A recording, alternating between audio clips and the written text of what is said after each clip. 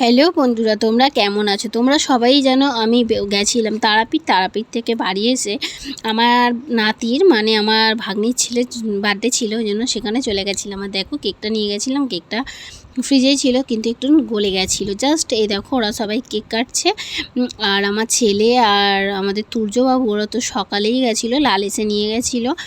আর এই জামাটা পরে ওকে কেমন লাগছে একটু কমেন্ট করে সবাই জানিও, এটা আমার পছন্দ করেই নেওয়া। যাই হোক দেখো, তারপরে ও কেক কাটার পর ওর মাকে বাবাকে সবাইকে খাইয়ে দিচ্ছিল। আর এই যে হ্যাপি বার্থডে বলছিলাম, তারপরে তোমরা দেখতে পাবে চামেলির বর আমাকে বলছিল, আরে এখানে ব্লগার দিদি কী করছে, ব্লগার দিদি কিছু তো বলবে। আমার খুব ওই যে এটা হচ্ছে চামেলি, আমি ওকে বিয়ের প্রথম দেখলাম। আর এই যে আর সবাইকে বলছিল, আর আমাকে ব্লগার দিদি বলছিল, আমার খুবই লজ্জা হচ্ছিলো। যাই হোক, আর এই যে একে তো চেনোই, বিয়েবাড়িতে আমাদের সবার সাথেই দেখা হয়েছিল, ওর নাম টুসি। আর ও সবাইকে কেক কেটে কেটে দিচ্ছিল, আর আমি এই মুহূর্তে তখন ছিলাম না, ওই যে ওকেও খাইয়ে দিচ্ছিল।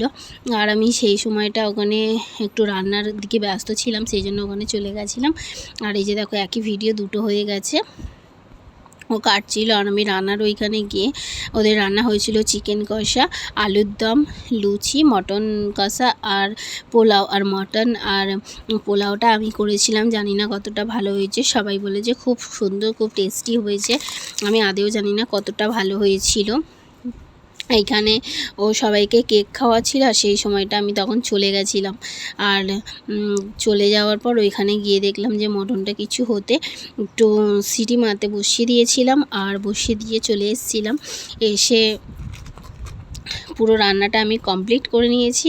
রান্নাটা কমপ্লিট করে নেওয়ার পর হচ্ছে যে সবাই বাচ্চা আগে হচ্ছে চামেলি ওরা বাড়ি চলে যাবে, যেহেতু নতুন বিয়ে হয়েছে, ওই জন্য ওদেরকে আগে খাবারটা দিয়ে আর তারপর বাচ্চাদের খাবার বসিয়ে দিয়েছিলাম। এই দেখো মাটনটা হচ্ছে, আর মাটনটা হচ্ছিল তখন ওরা হচ্ছে যে লুচি রেখোচ্ছিল, আর আমি মাটনটা নামিয়ে নিয়ে ওদের লুচি বেলছিল, আর আমি কড়াটা বসিয়ে দিয়েছি। কয়েকটা লুচি ভাজার পর এই যে চামেলিরা খেয়ে দিয়ে বাড়ি চলে যাচ্ছিল, আর আমরাও বাড়ি চলে এসেছিলাম। বাচ্চাদের খাওয়া দাওয়া, ওদেরও খাওয়া দাওয়ার হওয়ার পর ওরা বাড়ি চলে গেছিলো। তারপর আর সব সমস্ত বাচ্চা, যে কটা বাচ্চা বলেছিল ওরা খেতে বসে গেছিলো।